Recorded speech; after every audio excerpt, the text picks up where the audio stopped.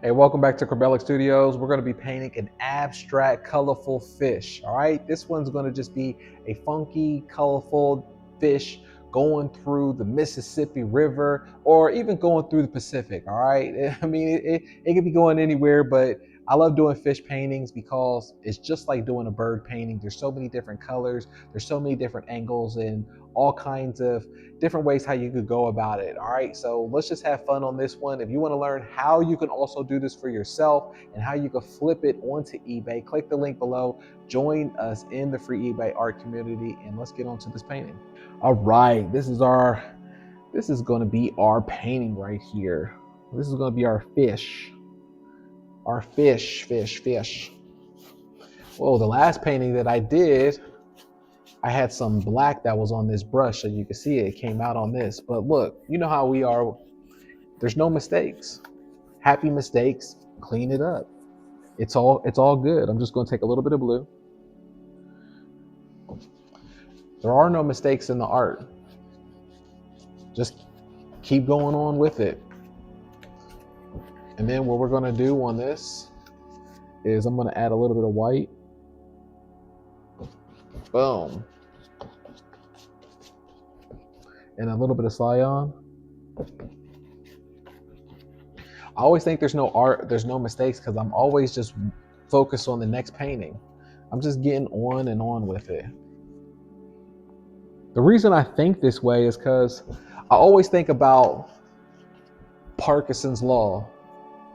Parkinson's law is the time allotted, the responsibility time allotted for, the responsibility for the time allotted. And I always think about that. If I had to do something, like if I knew I had an appointment in 1 hour and it was like, that's all I have is 1 hour left, and then I had to be somewhere, how many paintings can I do? I'd be like trying to crank it out. But then it's like, oh, if I got all day, let me take my time. No, I'm not trying to take all time, because I'm trying to get on with my day and then do other stuff that I need to do for the business, or just leave the studio and, freshen my mind. All right, let's do this painting.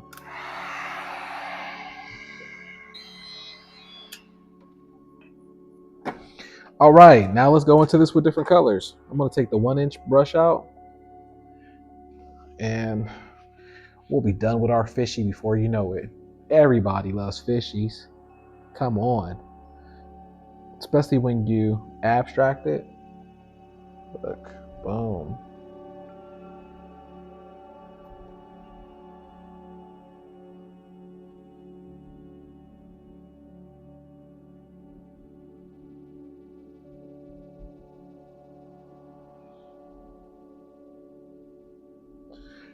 Look at this.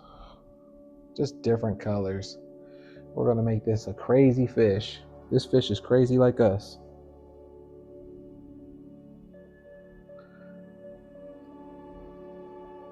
I'm trying to think when was the last time I painted a fish. I don't know, but most times when I paint them, they do very well on eBay.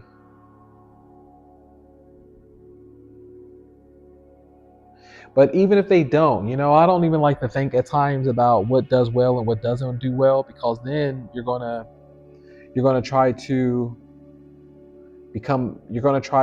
overanalyze and be too smart. And once you try to think that you're smarter than the market, you'll get your hand slapped, because you can't predict what the market's going to be. But also, you can't try to depend on these things either. And that's what happens a lot. That's what I used to do.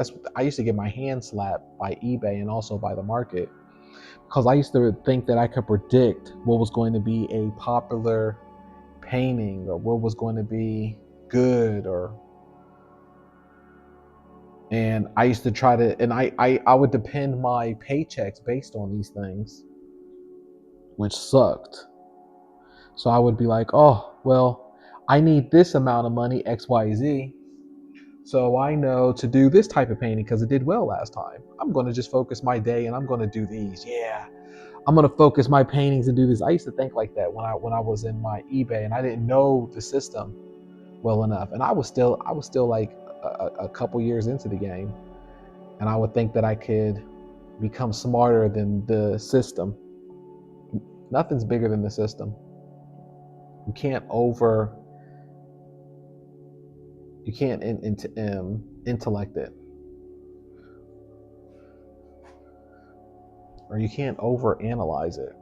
There's no rhyme and reason. So then when I depended on a certain dollar amount and I was like, I'm just going to do this type of painting, I would do those type of paintings. And then I had to wait for when the market digests or when the auctions would go by. And then I realized, the market doesn't like those, or they don't like them no more. Or somebody who only bought them, they only bought it because it was their sister's, cousin's, brother's birthday or something like that. And I'm like, whoa, now what am I going to do? Now I had to pivot. I had to change it up. I wasn't expecting that. And then I'm worried because I'm worried that here I wasted time with the art style of what I thought was popular and that people wanted. And now when I have to do the pivot change up, I don't have enough market research time to know what the market wants.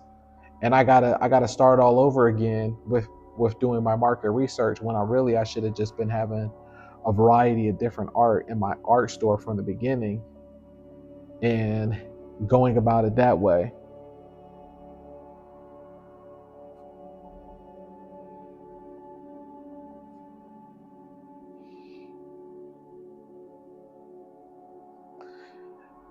So you'll learn more about that in the community where I'll teach you all about that, how that works, because that's a trip. It's kind of like running ads. When you run ads, you have to have enough time for the data to work and know what your market is and to see what works on the market. So with eBay, it's almost similar, where you still have to have time to know what your market is, if it works for them or if it doesn't. But if you don't put in the time to figure out what the market is, then not only could you lose time on creating art that the market don't want, but here you could also have an effect on what your sales are going to be, or what your profit point are going to be when you might have needed it to pay a bill. And that sucks. I've been in that situation too many times.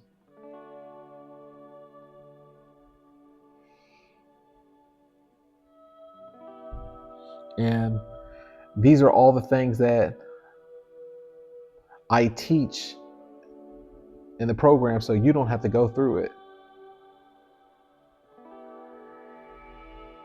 You don't have to find out the hard way of what sells, what doesn't sell, what's going to be successful. I lay it out all for you, but also how you could go about finding your own market within the art so you don't waste your time and you can find a repeated market, repeated sales. Building up your own clientele when it comes to collectors. You have your own collectors list. All of my members now, they have their own collectors list. And they love it because they know it's worth more than gold. Because you can always lean back on those collectors to buy artwork from you, especially after you do good business with them. It's different than how galleries are. Galleries try to gatekeep you, where a lot of times they might not even share the black book with them of who their top client and collectors are, because they represent other artists and they have to share the love with the other artists, or like seniority, some of the other artists who's been with that gallery longer than you.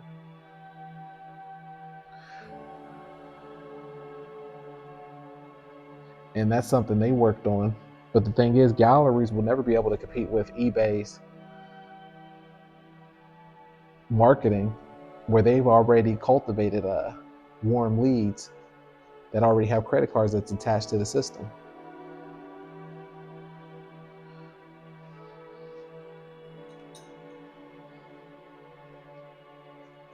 And boom, look at that. I think we're done right there. Look at that. That's our fish.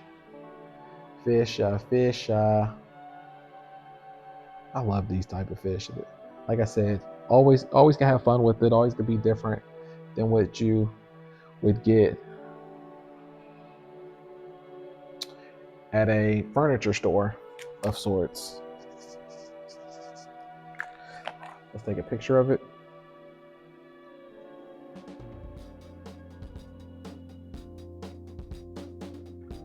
And we just did that together. Huh? Look at that.